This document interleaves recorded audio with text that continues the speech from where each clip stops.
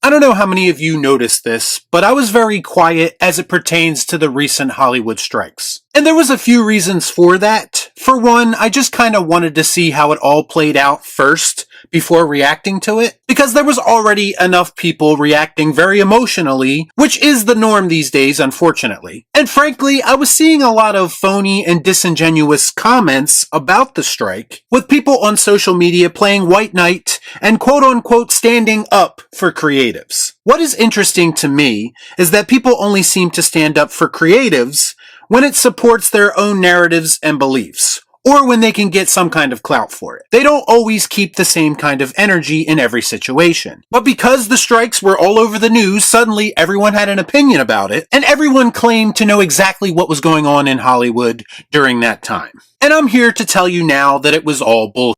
Based on how the strikes concluded and Hollywood's back-to-business approach after it was over, it's easy to see that not a lot has changed as much as some people like to pretend that it has. Let's discuss. I watch so you don't have to. All I'm offering is the truth, nothing more. I want to start this off by saying I am in no way against any workforce fighting to get properly compensated for the work that they do. I will always stand on the side of creatives in those situations because we have numerous examples of them being treated unfairly. It's true. My issue is that people like to pick and choose when to be upset about these things. I'll admit that AI was very much a threat to these people's livelihood and something that needed to be addressed. And I'll admit that they should be properly compensated for the streaming content that they contributed to. But the truth is, the issues in Hollywood stretch far beyond those two issues, which were basically all that was talked about throughout the entire course of the strike. And here we go. Here's my question. Why does no one ever demand that provisions be set to protect the vision of directors during filming? Since we have numerous examples of Hollywood studios meddling in the creative process and creating undesirable working situations for certain writers and directors. Ask Sam Raimi, ask Zack Snyder, ask any director who's ever worked with Disney, either under the Lucasfilm or Marvel Studios banner. Ask them if their creative rights were protected while working under the umbrella of these companies. Absolutely not. All of these directors were trying to do their job and were met with resistance at the studio level. But yet the people who were calling other people scabs for working during the strike to try to support their families, amazingly, they have nothing to say about any of that. As long as they get superhero movies, or at least the superhero movies that they want, they're happy with that situation. Where's the outrage? Oh, that's right. We only practice selective outrage in 2023. My, how the tables have turned. In fact, if you really want to have a laugh, people more often than not go to bat for Disney and defend them more so than they hold them accountable. We're talking about Disney, who is the biggest example of a studio removing creative freedom away from the people who work for them. Yet somehow, again, not a peep about that situation. You want to know another reason why I haven't said much about the strike? Come on. Do it. Do it! Honestly, if we take a look at Hollywood's output over the last decade or so, how many projects coming out of the Hollywood system are actually of quality? If you have any level of standards, the answer is not many. Now, I realize that not all of that falls on the directors and writers because, again, studios like to meddle. And the craziest part about all of this is that you would think that Hollywood would have taken this opportunity when they had downtime to reflect on some things and maybe come back with a plan on how to improve their product.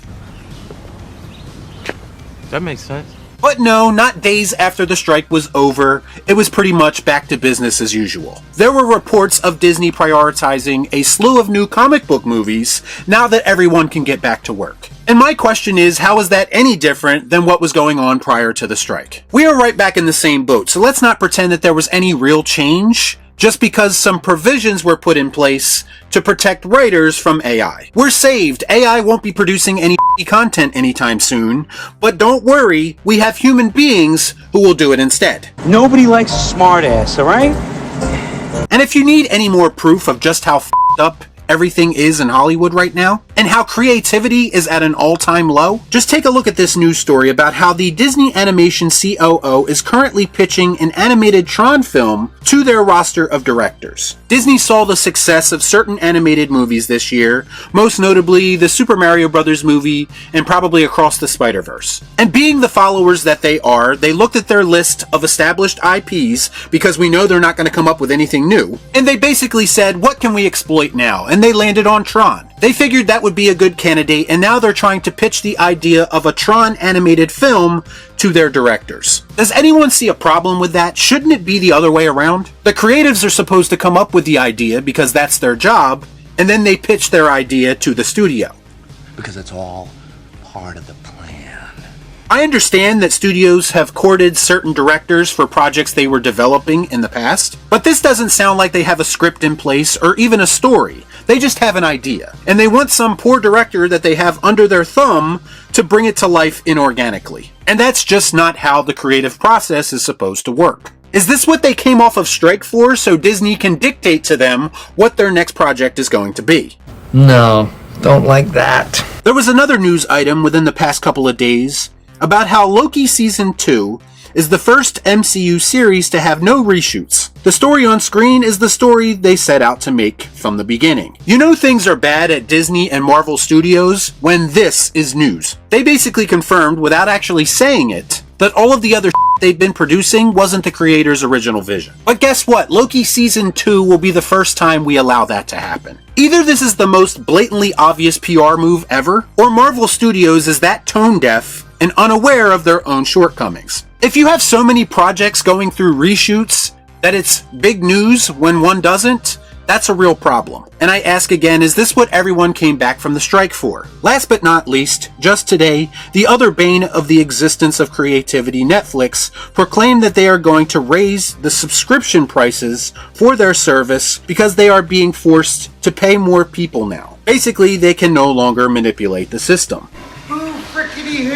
As much as Netflix spends money on producing pointless and forgettable content, do we really think that they're actually hurting for money? It's greed through and through, but I'm sure no one's going to hold them accountable for it, because people really need their convenient, mostly filler content. We are truly living in a clown world. Let's hold the studios accountable because the strikes say we should, but we're just going to ignore all the other things they do on a day-to-day basis that is systematically ruining the entertainment industry as a whole. Everyone who was on strike should go back on strike, and then maybe at some point we can address the real issues. That being a lack of creativity and a lack of creative freedom. Two things that are being mandated by a studio whose only real concern is their bottom line. Nothing has changed and nothing is going to change until people start to demand better. And whether that comes from the audience or the filmmakers, I don't really know, but somebody needs to step up.